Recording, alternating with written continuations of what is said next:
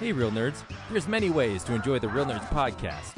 You can listen to us on Stitcher, iTunes, and now Spotify and iHeartRadio. You can see what we're up to around town by following us at Real Nerds on Instagram.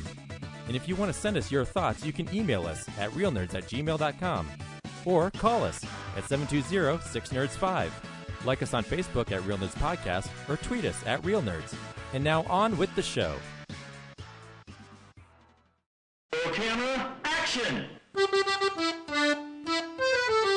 Well, a real nerd knows who shot, and a real nerd can follow the plot, and a real nerd can talk through film. I'm sorry. Take it outside.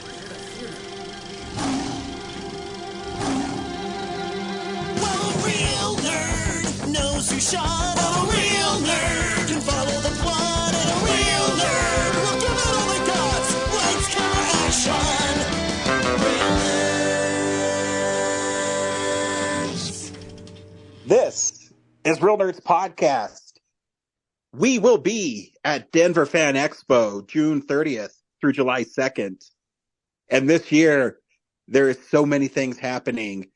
Star Trek, the cast of Scream, Sam Raimi will be there, and a whole bunch of other things. And you're going to talk to every one of them.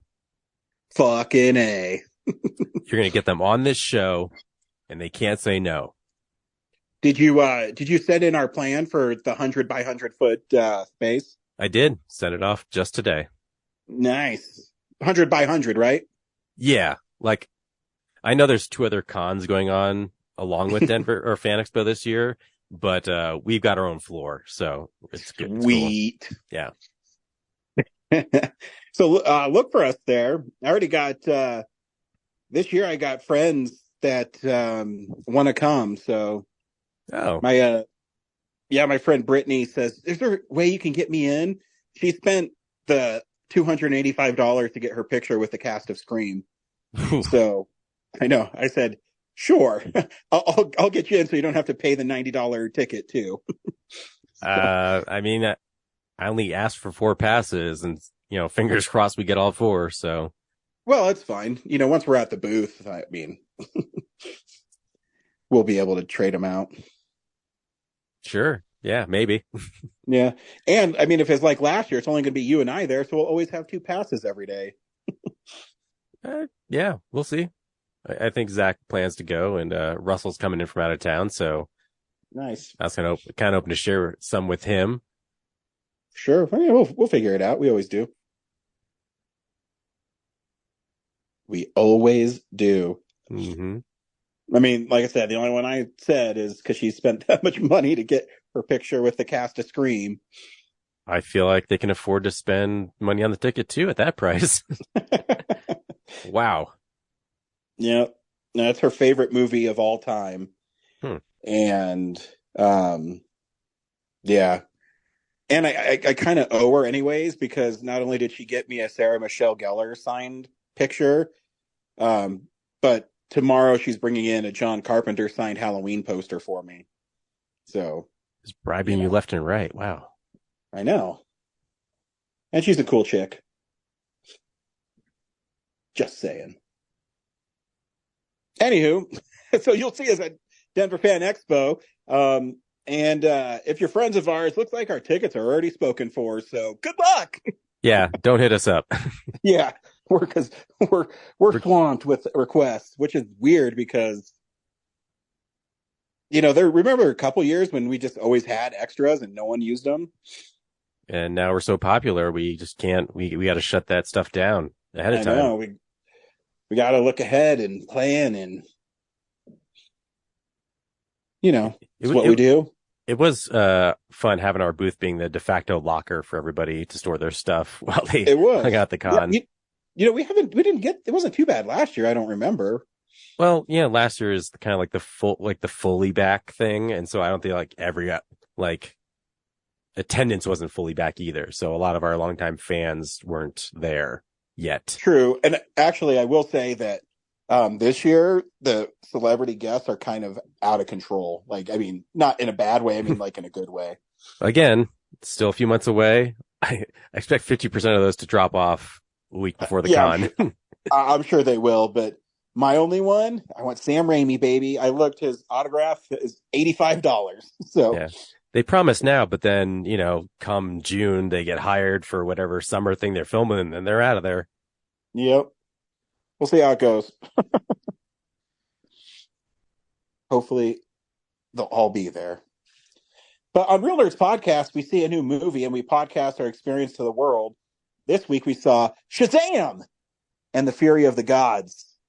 Stay tuned because we'll tell you if we recommend the film or not, play the trailer. And usually we do news and what we've been watching, but I have something different planned this week. And Brad, I'm not going to tell you until we get there. So that's rude. It's my show. I do what I want. Yes, you do. Yep. Not even going to fight it. You shouldn't because you don't have a choice. Just buckle up and enjoy the ride. Yeah. The effort is too much for me right now. You still sound sick. That's because I had COVID. Oh. Well, technically still do because I still haven't tested negative yet, but I'm better than I was last week. Damn. Finally got it. Fine. Yeah, last week's episode, you can hear us talking about me being sick and having gotten over it and then gotten sick again, and now I'm back. It was COVID. Yeah, that sucks. Yep. I have joined the other peasants in their filthy COVID underworld. I don't know if you know this, but Highlands Ranch is a disgusting community. Is it? A bunch of selfish disease spreaders, and yeah, don't ever come to Highlands Ranch. It sucks. Done. I mean, I was at IKEA, so that kind of counts today. So yeah, it's more Lone Tree, but yeah. It's bordering. Yeah, no, I think I actually got it at a this corporate gig that I got hired to do. I took two different Lyft rides to get to the venue, to avoid the St. Patrick's Day parade, and so it's either one of those rides or just the well, unfortunately, I think no matter what you do, you're going to catch it at some point. Yeah, I figured eventually I was going to, but of all the weeks I needed to actually make a lot of money and I could have gotten ahead on my bills, it had to be this week. That sucks. So I've lost 7 or 8 days worth of work. But at least you're vaccinated and it wasn't as bad as it could have been, right? Totally. Like it only felt like one of my worst sinus infections. Oh, that's good. And I only made things worse when I saline flushed my sinuses 4 times in the same night. So the next morning I woke up and it was like, that sound, like the icebergs crackling makes. Yes. That's what the inside of my face sounded like. It was so dry. Ugh. Yeah. Gross. It's not fun. So don't go to extremes to heal yourself too fast. But yeah, I came back to work. Yeah, I had it in July of 2020, so really early, and I just had a really bad fever. I never really had trouble breathing or a cough or sinuses like you, but my fever was really bad for like 10 days. 10 days? Wow. Yeah. Then my doctor said if I don't have any fever for 3 days, then I can go back to work. So the first 3 days I just suffered, and then I was like, man, maybe I should go get this checked out. And then when he said I had it, so I really just missed like 6 days of work. And then I had 3 days of no symptoms. And when I was at work, I was on this call, and I remember I was looking in this car, and I just got hit with this like wave of I'm too tired to do anything, and everything hurts. And I think I came back too soon. It was a struggle to get through a whole shift. But then it took me like another week, and that was good.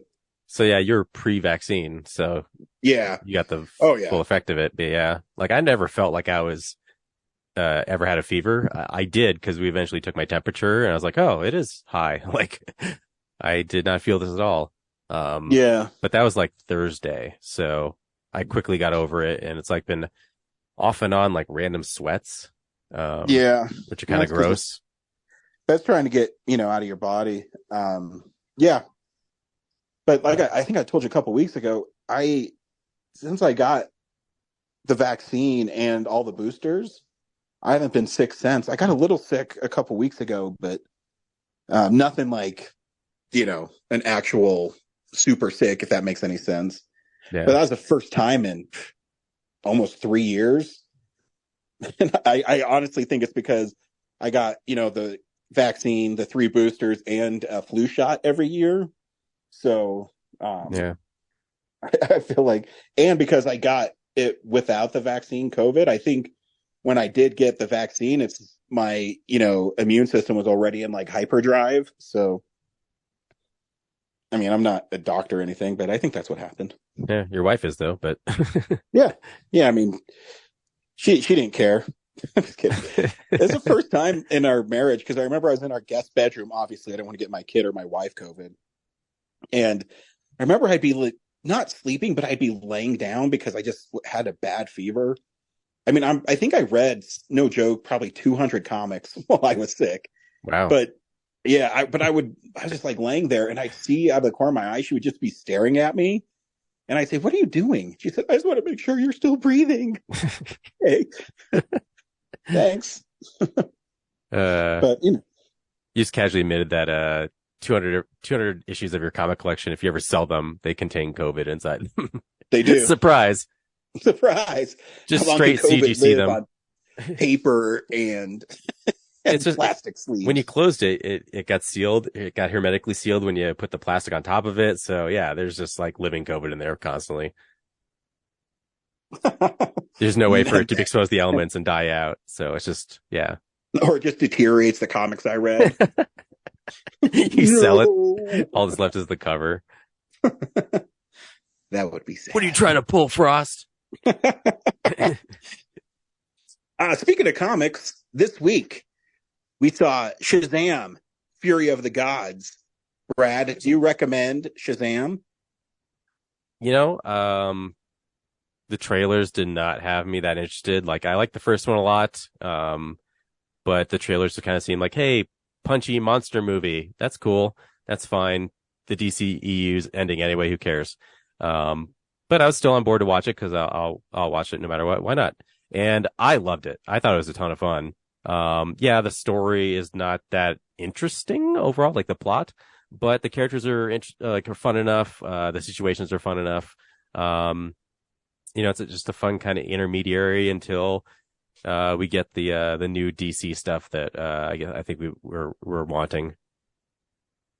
Yeah, actually, I'm on board with you. I think this film is unfairly maligned. Mm-hmm. Because when I went and watched it, I took Kellen because I showed Kellen the first one a couple months ago, and he loved it. And so we went and saw this one, and you're right. It's the story is a nice continuation because you don't have to establish who Billy Batson is anymore, which, I mean, I guess it loses some of its heart in that way. But I would also argue that it actually gains some heart. When we get to spoilers, I'll talk about it. But you're right. I had a lot of fun. And I love the scene where he was talking to Helen Mirren at the cheesecake restaurant. Yeah. I thought was great. I think it's just a fun movie. And I agree with Rachel Ziegler. It's okay to go see a movie and just have fun. And that's what I thought I got out of this film.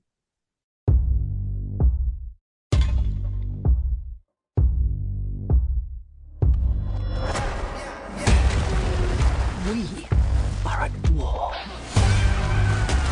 We will annihilate everything. Champions of this realm can do nothing to stop us. You are very menacing. I just want you to know that.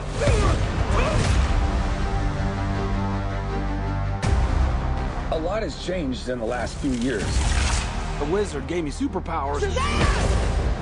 And then everybody got superpowers. Started from the bottom, now we're here. All right, here's the situation. Started from the bottom, now the whole team here. The daughters of Atlas are coming to hunt us. Children stole the power of the gods. You ripped it from our father's core. Okay, I feel like maybe I should be writing all this down. Give us the powers, child. Your world will not survive this. You want these powers? Come get them! Hey, Khaleesi! Started from the bottom, now we're here. All right. Started from the bottom, now the whole team here. We have one job to do. Save the world. Billy! I don't know how we fight powers like this. I can't do this. Take my powers back. You gave them to me so you could take them back, right? I spent millennia searching for a worthy champion. You know exactly what must be done.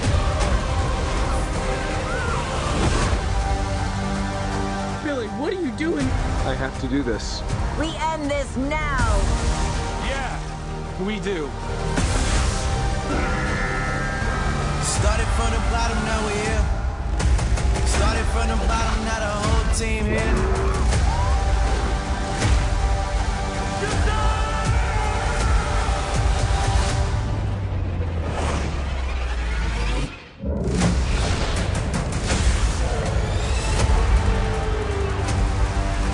Started from the bottom, now we're here. So now I remember what I was gonna say. Cool. So immediately with the second movie, you're not going to have that like level of discovery you had with the first one, like that charm of just finding out Shazam and his like what his powers are. Like that's not going to be accessible in the second one because correct. Like there's no reason to touch on it again. Just move on. So yeah, I think that's like, this movie's not like a full home run for me because it doesn't have that sense of discovery, but with the plot being what it is, which go ahead and describe, I guess. So in this one, if you remember at the end of Shazam, Billy gives everybody in his family the powers, or all the foster kids, the power of Shazam as well. So they each have their own power. And this one is just a continuation of them learning to be heroes and work together as a team and not be selfish.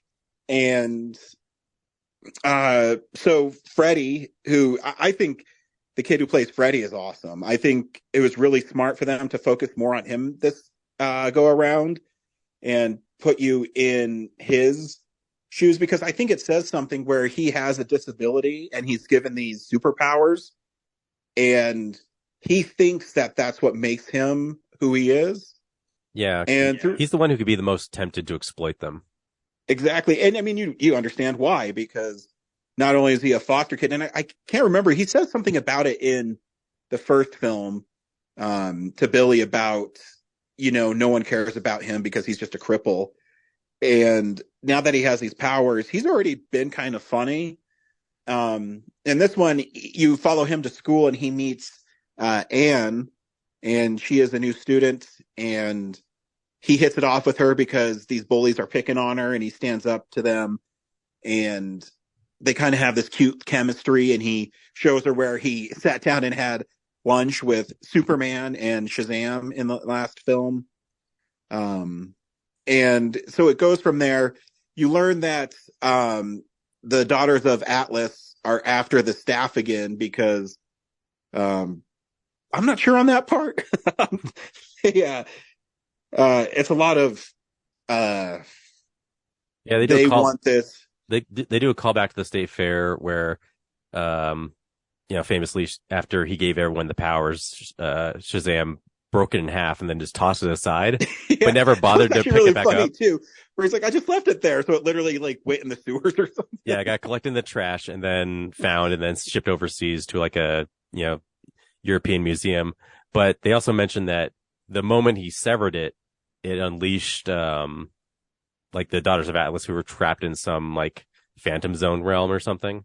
Yeah, like they basically they're in this ancient Greek kind of Phantom Zone or Nether realm.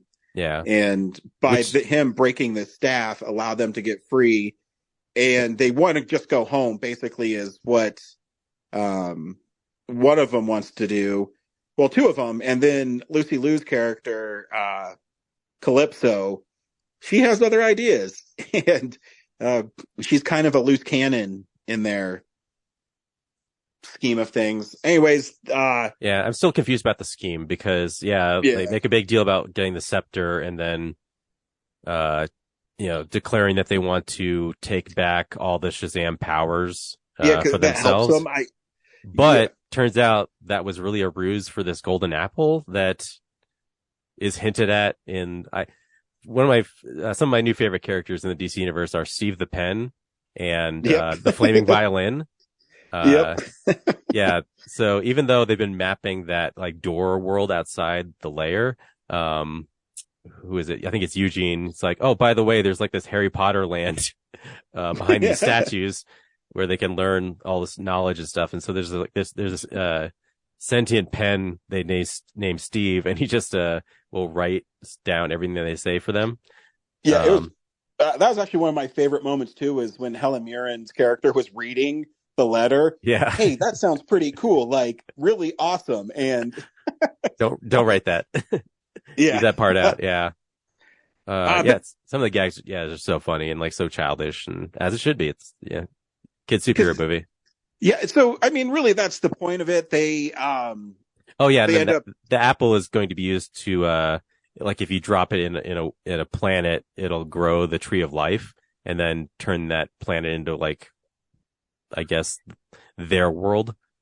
Yeah, which unleashes mythical creatures like Minotaurs, Cyclops, Griffins. And they were going to use it on their own world until Calypso decided, hey, we should just get revenge and use it on their world. Yeah, and she's kind of on an island by herself, but she also proves to be like the strongest one of them. And summons that dragon, and Kellen laughed so hard about the unicorn part.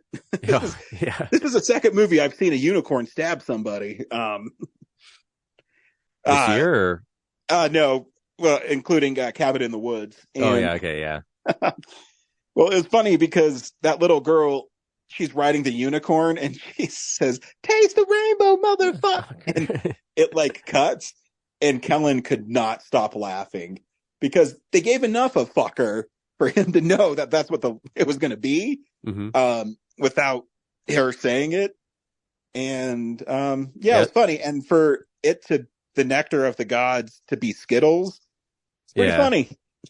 I know. I see so many people complaining like, "Oh, such stupid product placement." I'm like, it was like a minute of the movie. Like, come on. Yeah, but also it fits. To me, it fits what's going on.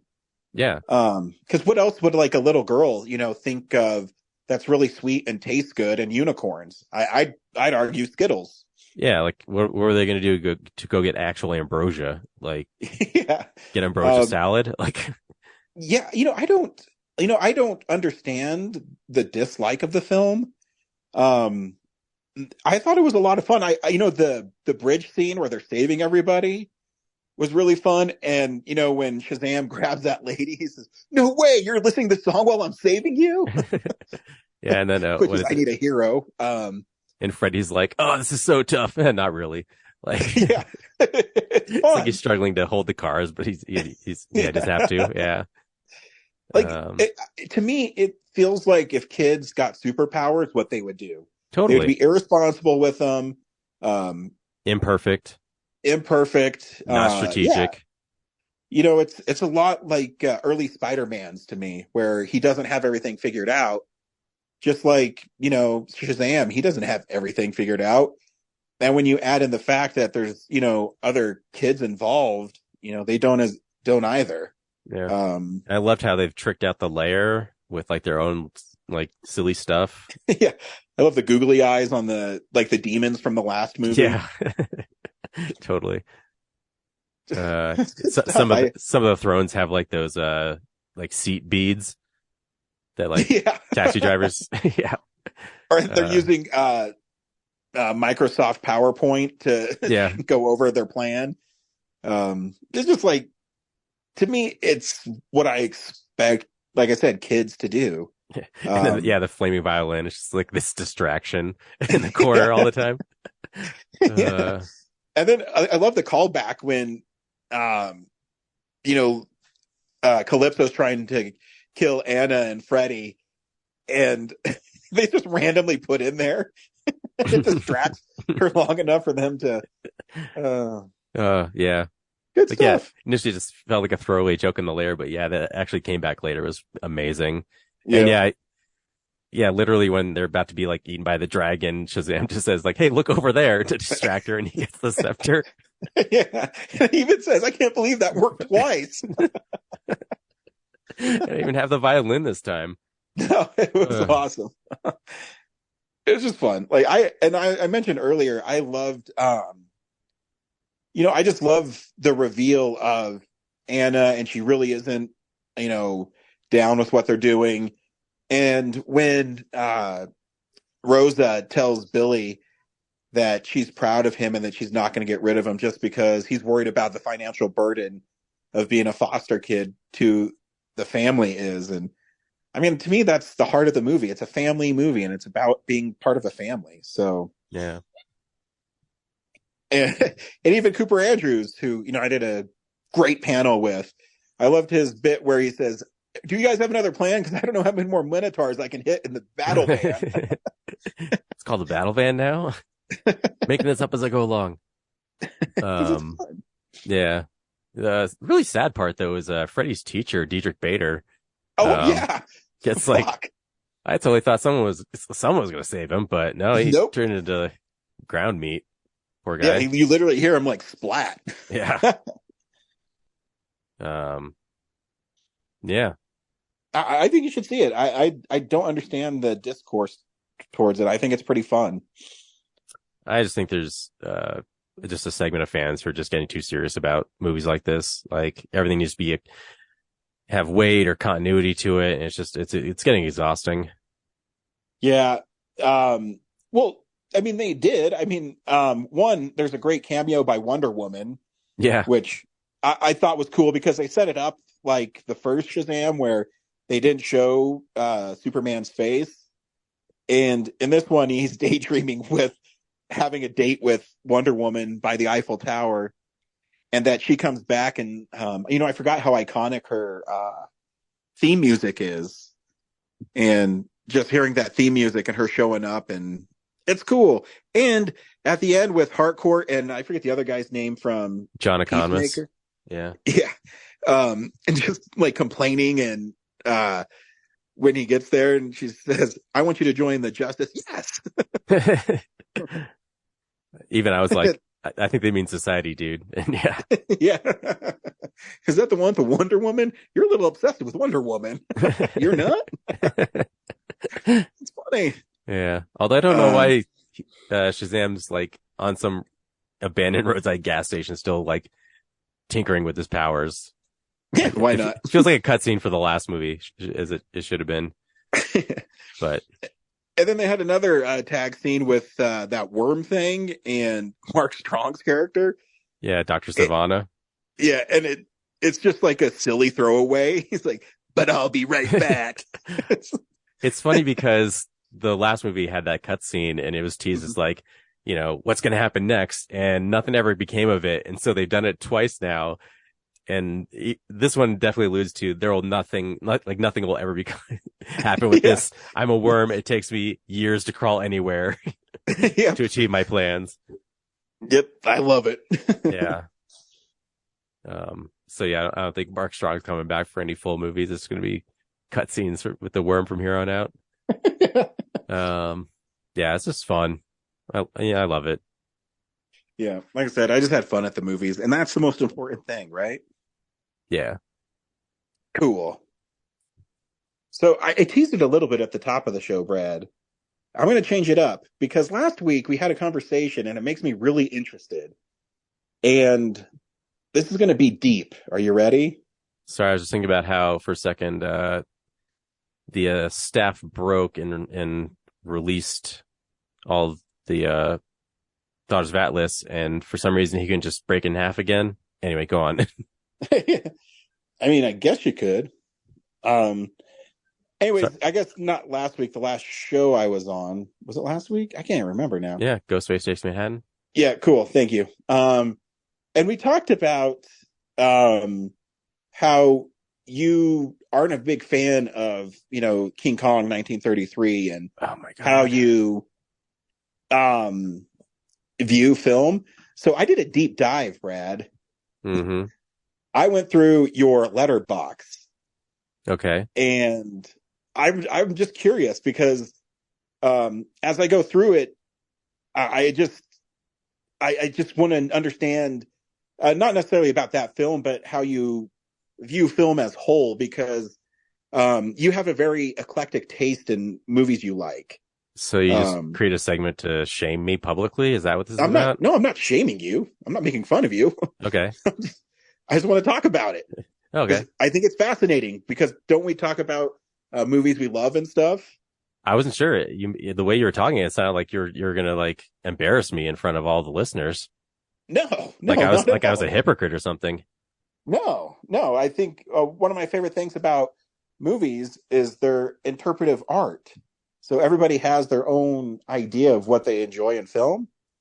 So as I just go through your letterbox, it's not that I'm going to pick movies that you rated low that should be high. No, I want to understand what you look for in film and why certain films speak to you more than other films. Okay, interesting. You sure you want me to do this on COVID Brain? Yeah, I don't care. All right. It's my show. Just because as I go through your list, you don't rate very many films with 5 stars. That's like you reserve 5 stars for what? For stuff that's special, like you just hand out the Oscar to everybody, right? Yeah, no, I get it. I'm just trying to gauge why you think what makes a film special. Okay.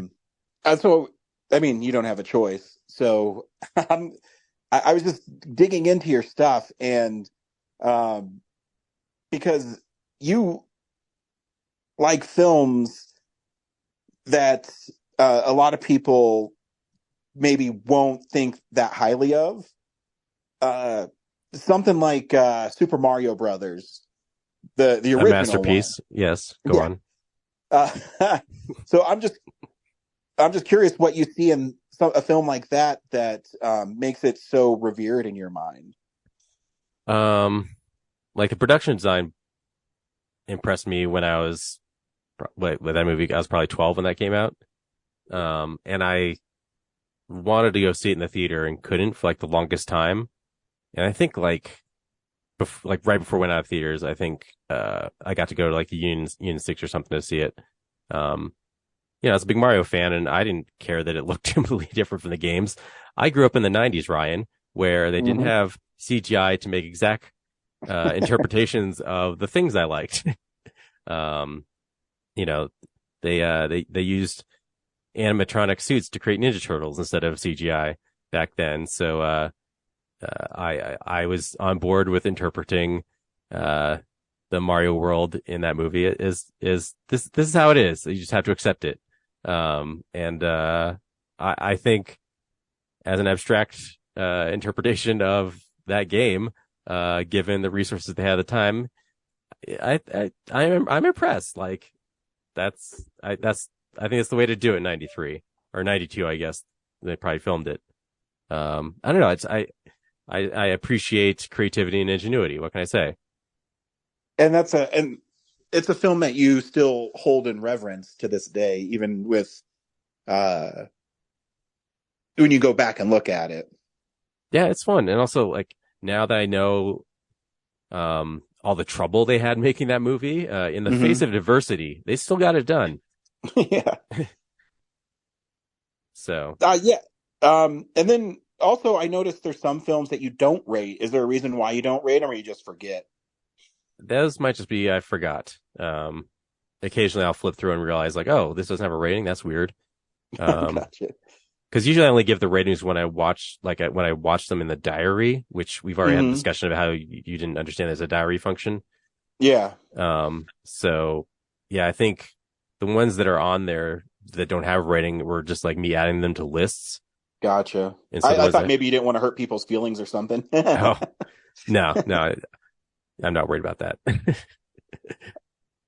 If Spielberg ever gives me a call and says like, "Hey, what the hell?" then I might. But right now, no. I'm not worried about that happening. You know, Brad, I was going to hang out with you, but then I saw you didn't rate 1941, so fuck you. I've seen it. I swear, it's fine. And then because, like I said, I'm just curious as I go through it. It seems like the 3-star is your most commonly used one. Is that for a film that you don't think is great, but you think is not bad? It's like your average rating. Yeah, I feel like most movies are the same, are average. They accomplish the same things. You get the same feeling watching them. They're neither bad nor good. They're just middle of the road, mediocre, you know? Mm. They're perfectly pleasant to enjoy, but they don't strive for anything more. They're just there to entertain, and that's fine. So what for you, if you see like a middle of the road film, like Rebecca, the 2019 one, I think, and then something like Psycho Goreman that you gave a 4-star to, so you like that one a little more. Is that just back to the creativity of it? Well, Psycho Goreman's funny, and Rebecca's not. So bonus points for humor. Okay. Yeah. And that's it. It's just the humor is like sets it apart. Yeah, it's also creative. Like it homages an era of filmmaking I like. Rebecca is a classy film, and it tells a story, and that's the end of it for me. Gotcha. Has no monsters, has no gore effects, just people talking. Is that something important to you? Like that just people talking usually isn't enough for you to like highlight a film, if that makes sense. Depends on what they're talking about, because I have the original Clerks rated at 5 stars. So yeah, there's that. So when they talk like that, what is special about Clerks? I mean, I think I know what you're going to say, but I'm just curious. I guess it speaks to my sense of humor, my sensibilities. Like, it's something I can relate to. Okay. I can't relate to a bunch of wealthy European travelers living in black and white. I just just easier. I just don't identify with traveling across the European countryside and living the high life. It's just not something I can connect with. So you look for more of films that you can connect with. Isn't that everybody though? I mean, I guess so. I don't know. I think sometimes I might just be a little more lenient than you, just like looking at your stuff. Maybe I'm easier to please. I don't know. Because, I mean, a perfect example for me is I just wrote an article of, I'm doing my 150 favorite films, and I put Commando in there, and you only gave Commando 2 stars. And to me, when I think of like a silly 80s action movie that's lots of fun, I mean, that's Commando to me to a T. But it didn't resonate with you because you were looking for something more. Yeah. And when I was like, I don't know what else he could be looking for in that. No, it's fun. It's just like the plot just isn't that interesting, Yeah. Mm-hmm. Granted, it's probably not supposed to be in that movie, but I really only watch it for Schwarzenegger and one-liners and silliness. Yeah. So that's what elevates it. Yeah. And 2's not a terrible score either. Like, if you find me score a movie like no stars or half star, be worried. Okay. That's duly noted. That's a whole, that's where I feel like I actually did waste my time. Gotcha. 2's like, it was watchable, but it's just not gonna, I'm not gonna rush out and see it again. So, I mean, one surprising thing to me is you're not a fan of the original Mad Max. No. But you do, like, one of your favorite films, I know, is Fury Road. And the best of the Mad Max films, yes. Oh, I don't disagree. And I guess because now I'm starting to understand where Mad Max is more of like driving and nothing that creative, but Fury Road has a lot more production design.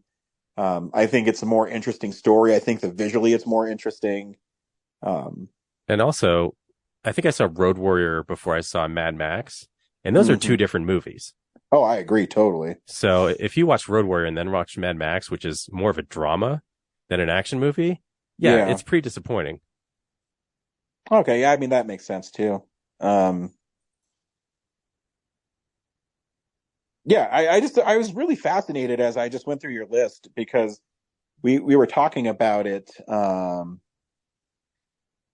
last week, and go ahead.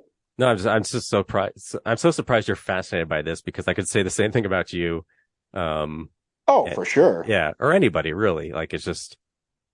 And that's why that's why I want to have the discussion because we talk about movies all the time, and I always am fascinated why some movies connect with people and others don't. For me, I think the original Halloween is a freaking classic, but you are not a fan of the original Halloween. Yeah, I respect its place in history, but yeah, I don't. It doesn't do anything for me when I watch it. Like for other people, like I'd rather watch a Friday the 13th or something. Yeah, and then just because we just talked about Commando and it's really silly and the plot isn't really anything, but you also think Street Fighter is a better film, and it's just really quirky. And that's why I like your list because I try to put my finger on what I think you would like, and I don't think I ever could. I mean, Street Fighter, like first of all, you got Van Damme, always fun to watch, even if it's not faithful to that character. And then just imagine being the filmmakers back then and being like, how do we adapt these crazy characters? The Street Fighter games in real life, the character designs are implausible, physically implausible for the most part, without CGI. So, they were like, well, we have to make the movie. How are we going to do it? Like, it's going to get done. But I will say, after we're not going to hit 100%. After I watched the making of Street Fighter, I had so much more respect for the film. I still think it's a horrible movie. But when I watched it, and I was like, oh man, I don't like this movie. And then I watched the making of it, and then I went back and I watched it with the commentary, and I had a whole new respect for that movie. Yeah. This guy stood no fucking chance making this film. Yeah. He wrote Die Hard, so not a bad choice. No. But you got Raul Julia chewing the scenery, like doing epic villain stuff, and also dying. Yeah. Well, during that movie, when they talk about how he rallied and stuff, literally the tears were like welling up. I'm like, I'm not gonna cry. Yeah. They talk about in the making of that he could barely stand in between takes, but as soon as they called him to set, he was ready to freaking rock. Yep. Total pro. Mad respect for that guy. So tons of respect, but I still think the movie's garbage. But I do appreciate the making of it a little more. And yeah, like I said, I just think it's really fascinating what connects with people. And I think sometimes you're more forgiving to things that you love. I mean, I know I am. I think most people are. Yeah. Yeah, because Bruce Campbell is one of my favorites, and a lot of his movies I would not say are great, but I'm able to look past that because I go, oh, this one he fights, aliens, and it's a Sci-Fi Channel movie, but he says a couple one-liners, and I can watch this. I just recently watched Congo. I was so excited when he showed up, and then that was the beginning of the movie. I know he dies like 10 minutes in. Yeah. And then the rest of the movie is not good. But how great would it have been if he'd stayed there? Bruce Campbell's in this movie. Um, yeah. So are you excited for the new Super Mario Brothers movie then? Yeah, sure. I'm just worried that, you know, am I the audience they're after at this point? Is it going to have humor that is accessible to me, like the original Mario Brothers movie? Or is it going to be just a bunch of TikTok references and modern pop song references, you know? It's a lot of what I loved. Have you seen that people are like, wow, Chris Pratt's really good in it? I did see that. I was laughing so hard. It's just, yeah, because we live in a culture, and this goes back to the Shazam thing, and I and this sounds like an attack against Corinne, and it totally is. She like just hates movies. Like she hates them. She'll see a trailer, like, I'm not gonna see that. That looks stupid because I don't want to see it. And we have this mantra that we should see every film and give it a chance. And so I think judging movies before they come out is really bad. And just like I think this is what happened with Shazam this week, because people already had their mind made up that, well, the DCU is going to no longer exist, so why the hell am I going to see this? And I think the Snyder fans are really toxic online, like super toxic. Yeah, no kidding.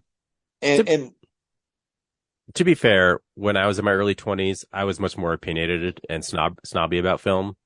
You were? And I had less of a budget allocated to just seeing a movie every week, so I was a little more particular about what I chose to watch. Sure. Now, after years of doing this podcast, I have allocated a budget to where I can see whatever I want when I want. Corinne doesn't quite have that access yet. She still, sees a movie to, spends the money on stuff she wants to spend the money on. So I can't fault her for being like, I don't want to see this because, it's actually going to cost me to see it. Well, she does have a Regal subscription, if I remember. So, right. I'm just really not going to ever let her off off the hill of not seeing Toy Story 4. Because she has like this weird thing that it doesn't need to exist. Well, yeah. Plus, it's on Disney Plus now, and she's definitely paying for that to watch Mandalorian. So there's no reason why you can't just slip over to Toy Story 4 when it's over. I know, that's what I'm saying. And like, she puts on there, she said, "Unfollow me if you don't want any like spoilers, or don't spoil stuff. Like, you do not have to do that. I took up the challenge. That person." I took up that challenge, and I did. I let her know too. She's like, "That's fine." It's like, yeah, you're right. You don't have to spoil things. It's not your job to curate your feed for me. So I will peace out on my own. Yeah. And she's not here, so she can't defend herself. She sent me this message last week as I said, I'm just seeing if anybody listens. And she sent me this, "I do listen," with this like pissed off emoji. Just checking. But I still think you should give every movie a chance, and you never know what will, what you'll like. And I think that is a pet peeve of mine when people complain like, "I wasted my time watching this movie." Like, really, your time was that valuable? Like, maybe if you're a heart surgeon, maybe. But yeah, I feel like even movies that I watch and don't enjoy, like I learned something from that experience. I wouldn't demand my money back for it. Honestly, too, sometimes, because I mean, you can go back and listen. I wasn't the biggest fan of Psycho Goreman when it came out, not at all. And hearing how you liked it, and then you talked about the Blu-ray. I said, you know what? I'm going to get the Blu-ray because there's so many special features. And I'm going to give this another chance. And I think I came into it the second time with a better frame of mind of what I was expecting. And I had a lot more fun with it. And I think too, I think you're right. I have a friend who he's a big horror movie guy. And he always sends me random horror films to watch. And they're not always the greatest, but I'll always check them out because why not?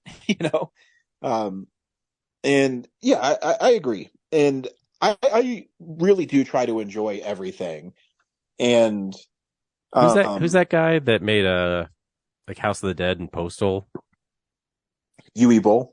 Yui Bowl. Yeah, see, if I hadn't watched a couple of his films, I would never have known to never watch any of them ever again. Yeah. Remember when we paid money to see House of the Dead? I do. I think I saw that ticket in my ticket binder. I always remember, too, that I saw a Catwoman with Halle Berry because it came with a free ticket when you bought Batman the Animated Series on DVD. And you know what? It's been almost 20 years. I kind of want to watch it again. Dude, I think the same thing, too, when I'm on HBO Max. I'm like, I should watch this because HBO Max is notorious for taking things off their streaming service. So I think maybe sometime this year we need to have a House of the Dead revisiting party or something. And, we should see if our tastes have changed about it. We should. I got to take Corinne up on this offer. She's wants to show me Dragon Ball Z superhero, superhero. I forget what it's called, but I told her I would do it because I can't be a hypocrite and not watch it. Because I watched Belle, her favorite movie from last year, and she came and picked it up, and she said, "Well, quick synopsis. What did you think?" And I said, "It's a movie." The animation was great in it. I will give it that. But I promise that, Corinne, that I will watch Dragon Ball Z superhero because you never know. Maybe I'll really like it and it'll be really fun. I don't know. I just hope I can understand it. If it's just dudes running around and punching each other and fucking shit up, I'm like, all right, I can get on board on that. And it's Dragon Ball, it probably is. They're probably standing across from each other, yelling at each other, and then they'll cliffhanger into a fight. I love it. Love it. Like every Dragon Ball thing I've ever watched. So yeah. Hey, Brad, thanks for indulging me. I was just curious because after we talked last week, I was like, man, I wonder what I know what you like, but I wanted to go through, do a deep dive into your stuff and really kind of unpack it. Yeah, there's not a lot to unpack. I mean, I think you're looking for a story of like, yeah, this thing happened in my life personally, and that affected me to like want to watch these things. And other than like I grew up isolated and alone, I don't know. No, I mean, I was hoping that you were out one day walking in Golden and you found a mushroom just like connected to something, and you ate it and it made you jump really far. But I mean, you didn't have that happen, so no, it did not. Unfortunately, freaking Golden, man. Yep. Have you driven through Golden lately? Yeah, it's weird. Yeah, there's a huge apartment complex being built off of Old Golden Road. It's yeah. Anyways, we talk about movies, and thanks for indulging me, Brad. Yeah, no problem. Is there anything discussion? Anything else you want to say? We're not doing what we've been watching? We can if you want. I don't care. Not doing it. Even though I was sick and at home like all week, I mostly did not watch any new movies. I actually finished my SNL watch, so that's about it. So I've watched all 48 seasons of Saturday Night Live. Okay, so then I have the question: what do you think was the best era of Saturday Night Live, or the best season, if you can narrow it down that much? I don't know. I can't narrow it down to season because it's just too unwieldy. Like there's just too much talent, too much great stuff. I literally just for the podcast watched. Rewatched the 40th anniversary special they had 10 years ago, which is a fantastic like look back clip show, while also being live. And it's just like it was even hard for them to contain that much content in a 2-hour show. Like every clip is just a couple seconds because how could you dedicate? And even the famously bad years. After Lauren left briefly, there's something to appreciate about those years, like especially Eddie Murphy, you know? So it's like, my biggest takeaway is that it's like people complain like, oh, it's just not as great as those first 5 years. I will say that the show has always been a hit or miss show every episode. Like those first 5 years have their clunkers in them episode to episode. Like it's never been like, I would challenge anyone to say, hey, pick an episode that was like great from start to finish. I bet you can't do it. Yeah. But as far as my favorite, it's not fair, but it's the seasons that I discovered it when I was young, and that's kind of the transition between the Adam Sandler, Farley, Mike Myers, Dana Carvey era to the Will Ferrell, Sherry O'Terry, Molly Shannon era. I agree, and I think your first exposure to it is the one you love the most, if that makes sense. I mean, to me, the Sandler and Farley and Chris Rock and Mike Myers, Phil Hartman. Those are the people that I really loved. And then, the Will Ferrells and the Molly Shannon and the Rachel Dratch are the people I really latched onto. Mm-hmm. And then, I'd fall off a little bit. Then I'd come back. My wife watches it all the time. And I just can't get into it like I used to. But if I see those older episodes, I go, oh, yeah, man, this is classic. Yeah, the most recent seasons were 28 and 29 that I watched. Because if you do Peacock free, it starts at 30. So you have to pay to get the accessible older stuff. So when I was doing it for free, I started at 30 and worked my way up to 48. And then when I started paying for Peacock, I went back to 1 through 20 or 1 through 29. But yeah, 28 and 29, like I was around in college and like hearing this sketches, but like actually watching them full episodes back then. Cause again, like those came out when there wasn't like SNL clips on YouTube, right? So I was like, man, like I never saw this intro for this, like the intro for the season, like the title design and all that. And then like, here's a couple cast members that I never met before. I thought I saw Will Forte's stuff, but he's like, I think he comes in season 28 or something, and he's, a featured player, and he's only got a couple bits, but like, I think one of his first things was the Falconer. I was like, I've never seen the Falconer before. But like, I was around that time, but I missed him because it just wasn't, as accessible as it is now. But, it was a fascinating, like, watch to go through almost 50 years of television history. And the other cool thing is, like, when you watch the weekend updates, you get reintroduced to the scandals and the headlines from, the past 50 years, and being reminded of like all these things that happened, all the stuff that they didn't touch.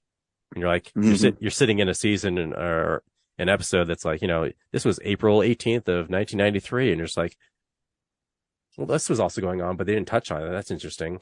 And I mean, to me, my favorite weekend update person is Norm Macdonald, but I was there right when Kevin Nealon was working at it, and so I still love Kevin Nealon. And there is this great YouTube channel I think it's called Norm Forever, and all they do is they're like, my favorite one is Norm Macdonald shitting on OJ for 20 minutes. Yeah, and it's literally just him doing OJ Simpson jokes, which end up leading to him getting fired, but it's funny. And his hosting appearance, like his monologue's great because he talks about like, I was fired for doing those jokes, and then a year later they asked me to come back, and that just means the show must suck enough that they want me back. So that's fun. It's but I think you're right. I was gonna say all the weekend update performers have all brought their own like style to it, which is great. Like no one's ever tried to just copy the other. Because then I love Tina Fey and Amy Poehler. I love their weekend update. And I forgot, like she and Fallon were hosting before. At the desk before. Like I always thought the Fey and Poehler run was longer, but it was actually not. So no, that's another thing of like watching him episode to episode, is just watching how fleeting some of the like the most iconic favorite stuff really was. Yeah. Oh yeah, but yeah, like after Colin Quinn, like Faye and Poehler and Fallon, like a much needed energy boost to that segment. Is fantastic.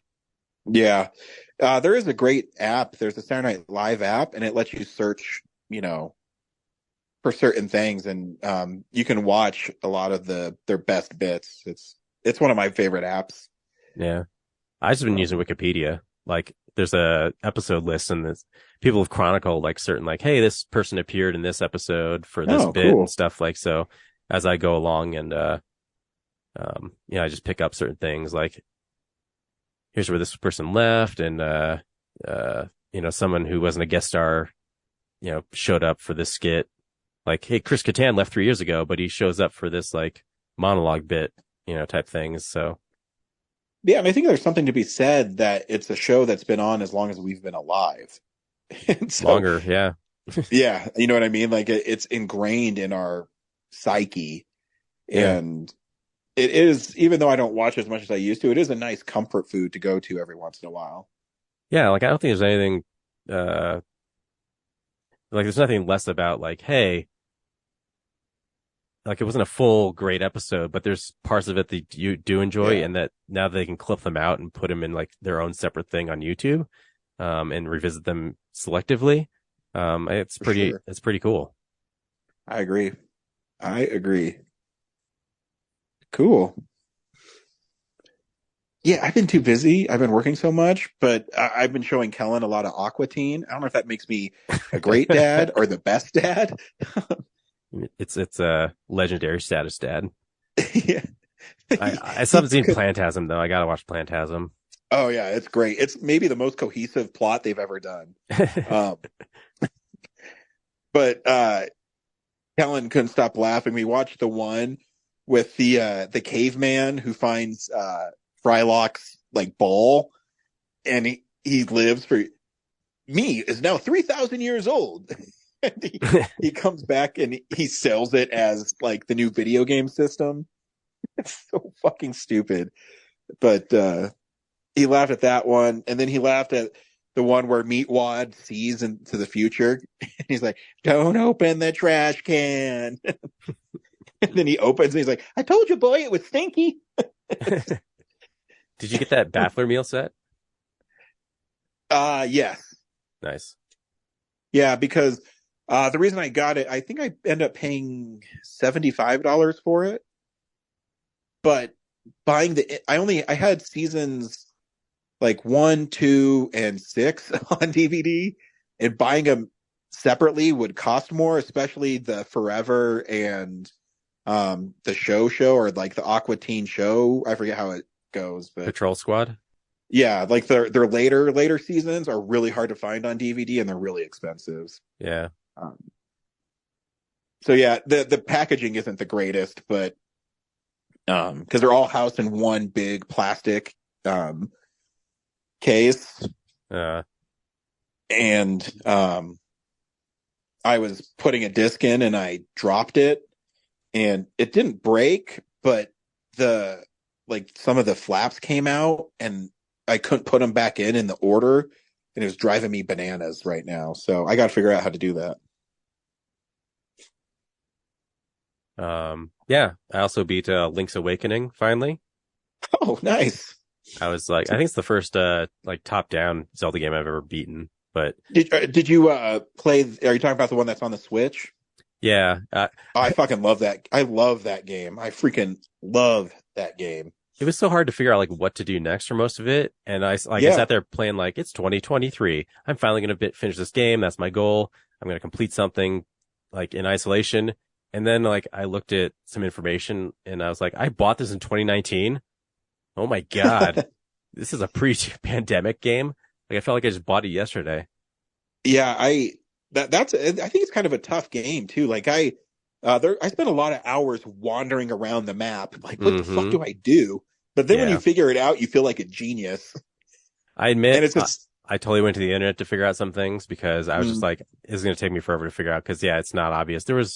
I forget what clue it was, but I was like, how would anyone ever just like associate these two things without looking it up? Yeah. I did beat Cuphead this week too. I'm pretty proud of myself for that. I can't even beat like a level of it. You must be a master. No, I'm not. I'm horrible. I watched this speedrunner beat every single like character or boss in 30 minutes. And my PlayStation, because I have it actually on my PlayStation and my Switch. But on the PlayStation, I was playing it and it said I've played it for 36 hours. So I'm not that good at it.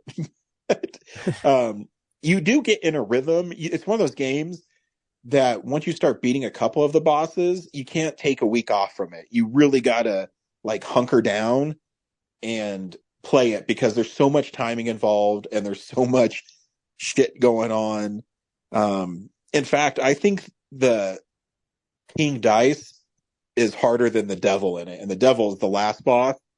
King Dice is like his lackey before that, and he's way harder than the fucking Devil. I think once I figured out the pattern of the Devil, I only died at him like 5 or 6 times. But yeah, King Dice, fuck, it took me like 2 hours. I don't know how, like, that's one of the hardest games I've ever played. I just gave up. So kudos to you for finishing it, because I don't think I'll ever go back to it. Like, it looks amazing, but I was so frustrated just trying to beat it. Very frustrated, but for some reason, even though I got frustrated, I still really enjoyed playing it. And you're right, it's one of the most beautiful games I've ever seen. So, yeah. Anyways, that's what I did this week. Cool. Next week, we're seeing John Wick, Chapter 4. That'll be fun. Yeah. Getting a lot of good buzz. Yeah. People seem to like it already. Yep. And then, I was looking ahead. I think the first time we can do a film explosion is April 25th. And then we might have to do one 2 weeks after that, because that's the week after Guardians of the Galaxy, where there's not another movie again. Yeah, so we have a choice. I think there's a break before Guardians, then there's Guardians, and then there's another break, and then it's the summer season. I confirm, yes. Because we got Dungeons and Dragons, Super Mario Bros. Movie, maybe Renfield, definitely Evil Dead Rise, and then blank, Guardians of the Galaxy, blank, and then just Fast X, Little Mermaid, Spider-Man, Transformers, Strays, The Flash, Elemental, Asteroid City, Indiana Jones, Insidious 5, Mission Impossible, Oppenheimer, Barbie, Haunted Mansion, Ninja Turtles.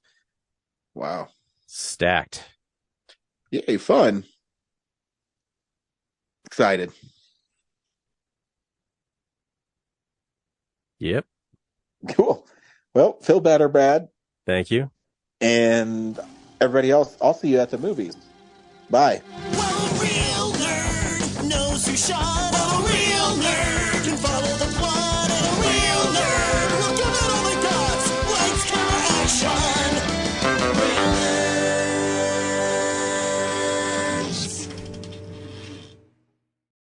Thanks for listening to Real Nerds Podcast, a Nebulous Visions production. Stream or download episodes, read articles at realnerdspodcast.com. Stream us on Apple or Google Podcast, Stitcher, Spotify, or iHeartRadio. Follow us on Facebook, Real Nerds Podcast. Twitter and Instagram, @Real Nerds. Watch us on YouTube, Real Nerds Podcast. Email us at realnerds@gmail.com. Call us at 720-6nerds5. Thank you to Sparks Mandrill, Mike at Plan 9 Studios, and Bolognium for all of our groovy theme songs. And that's how you fucking do it!